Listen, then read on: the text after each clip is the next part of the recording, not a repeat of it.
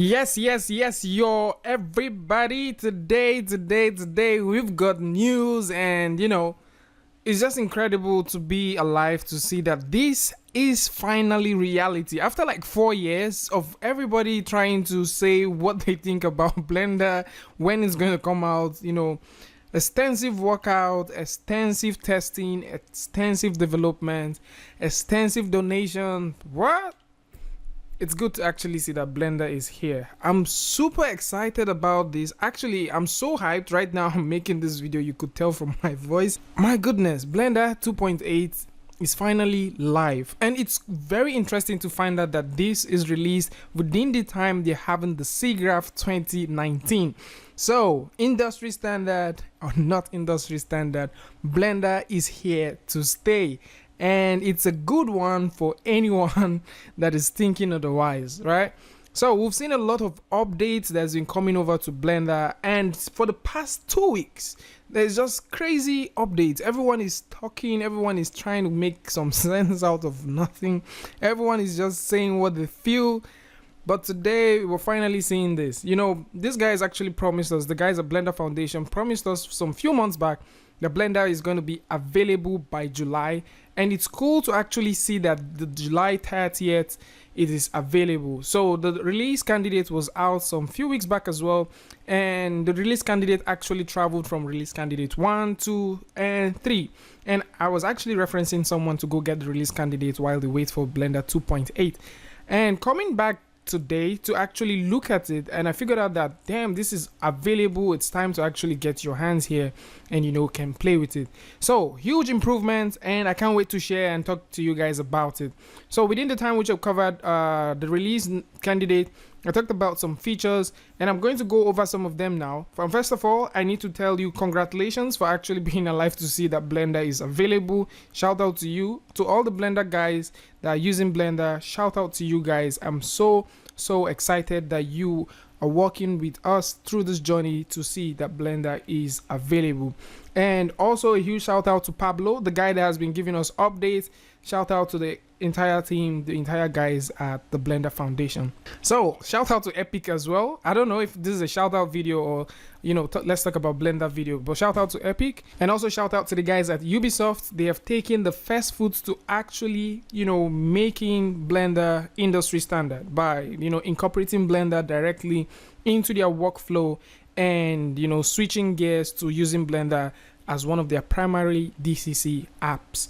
All right, so let's get right into it. So if you come over to the link which is going to be in the description, you would go over to the release, and within this place you see that the 2.8 release is dedicated to everyone who has contributed to Blender, okay? To the timeless devoted developers, to the artists inspiring them with demos, to the documentation writers, to the Blender Cloud subscribers, to the bug reporters, to the designers, to the Code Quest supporters, to the donators, and to the members of the development fund. Blender is made for you. This is a true word. I'm so excited about this. So let's talk about UI. So UI in Blender 2.8 is super clean. It's clean. You can't actually fight it. It's clean. It's miles away from 2.79 actually. So 2.8, the UI is super clean, and yes, let's just take a quick look at the UI right now. So if you come over here, let me actually show you guys that it's 2.8. okay, so it's 2.8 here. So I was just simply playing around with these things. Let me just go ahead and take this off, and actually take this off as well. All right then, so I was just going around playing with this just to show you guys what it looks like. Okay, so if you come over here, you can tell that the UI is incredibly worked upon. So from here, once you simply drag this, you can stretch this out, and if you don't have a lot of screen space, you can just push this and hide that. How cool is that? Tell me it's not cool. All right, so you can simply just stretch this and just hide it. Stretch it, put it this way. If you don't have a lot of screen space, you do that and you can hide that. Layout is incredible. So within the workspace as well, within the UI as well, there is layout. So these are different layouts for different purposes. All right, so this is for the UV. Here is for texture painting. All right, so texture painting in case you want to do your whole Substance Painter thing here. All right, and if you want to see the news about Substance Painter, there's a whole news about that and a lot of things coming to Substance Painter. Link is also going to be in the description for you to find that. Shading. This is actually the best part of my work in any 3D app, shading. All right, so there is an entire work around the shading. This is crazy. There's an entire work around the shading, and within here, most of the guys that I've seen that has actually looked at this might have not really spent a lot of time talking about shading. All right, so there is an entire work around shading. Animation has a huge work around as well.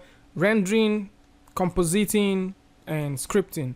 So crazy things here, and you can come through, get this tool for free and start working with it. So right now we're still talking about this stuff. Heads up display is also cool. So let's just take a quick look at the heads up display. So if you have an object like this, you can see that within this place it says where this exists at a given time. If you come through and simply let's just go ahead and add an extra stuff. So I'm just going to add Susan the monkey, and let's just add her there and bring her towards this section.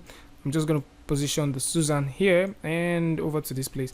You can see that it says you can see that it says that Susan exists here. All right, she exists here and she exists within the collection 1. And also there is this tiny thing here which you can use to move whatever you want to move. And this is so cool that during creation time you get to find this. Like for example, if I just simply come here and decide to put a simple grid and let me just move this, you see I can increase the number. I can actually come through and use this to increase the scale of the grid. And if I just simply press Z on my keyboard, I can simply switch over to wireframe to see what I have. You can go ahead and play with all of these cool things. The entire hierarchy here has been replaced by collections. You can search for things from here. You can also search for things here by using the filter that exists. All of those tabs that do exist here previously has been replaced nicely and clean. And the playback now is now the spacebar, so you can just press spacebar to play and stop. You use the left mouse button to select, all of those nice stuffs. They exist here.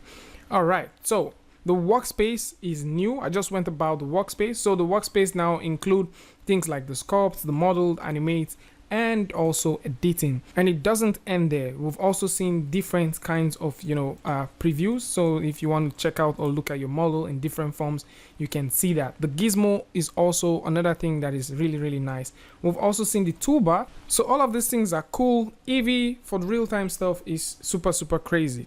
2D, let's talk about the grease pencil. So the grease pencil, or should I say Blender, with the advancement of grease pencil, is the bridge that connects concept artists and 3D. I'll say that again, like anybody that is making use of Blender 2.8 as a concept artist is automatically a 3D artist, because with the grease pencil now you can just go ahead and simply sketch out what you want to model and use the grease pencil as your basis of modeling. And for now, the only tool that actually allows you to do that right now is Blender. And I'm not talking about the fact that you can go ahead and animate in 2D.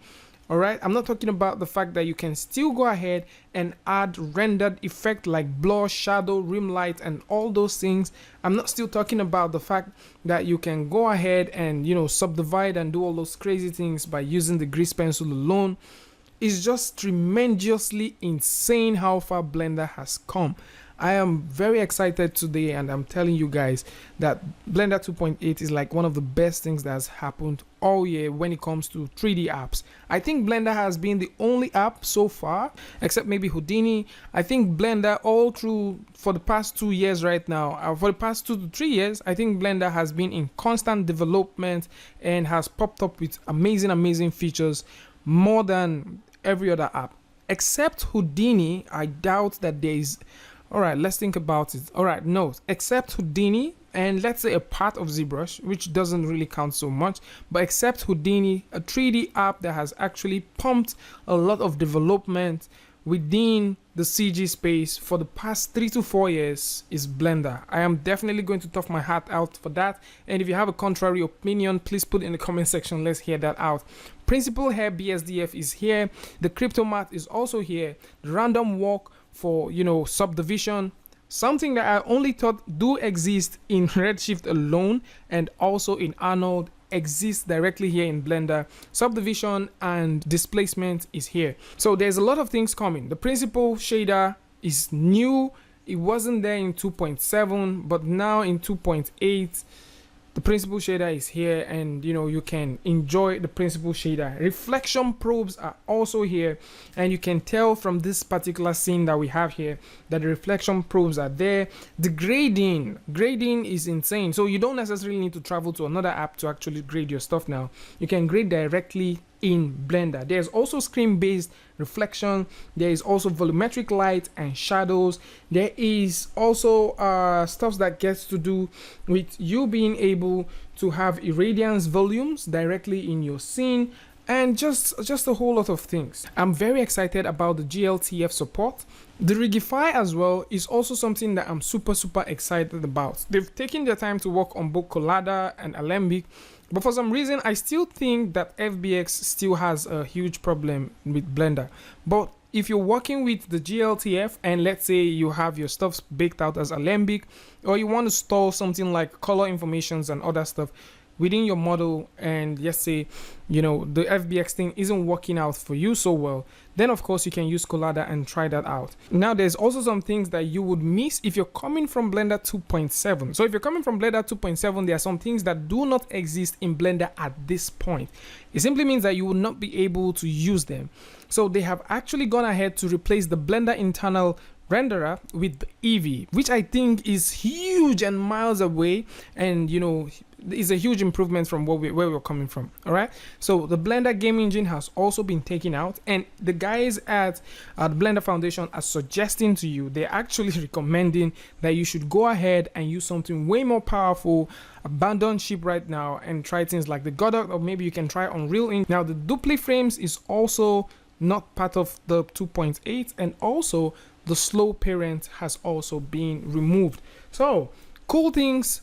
What a wonderful day to be alive. If you want to get Blender 2.8, link is going to be in the description. If you want to check out other videos that has to do with Blender, link is also going to be in the description, so you can check these things out for yourself. And there's just a lot of things. There's just a whole lot of things that you definitely need to start using Blender before you can figure out some of the things and where they are hidden. So I would like to know what you guys are mostly excited about. Let me hear from you guys, and if you like this video, you know what to do. Go ahead and hit the like button and turn on notification. And if you're new here, it's going to be amazing if you can hit the subscribe button and also turn on notifications so you don't miss the next video. And until I see you guys again with a tutorial update, Free Friday, Tutorial Tuesday, tips and tricks, things like this. Peace.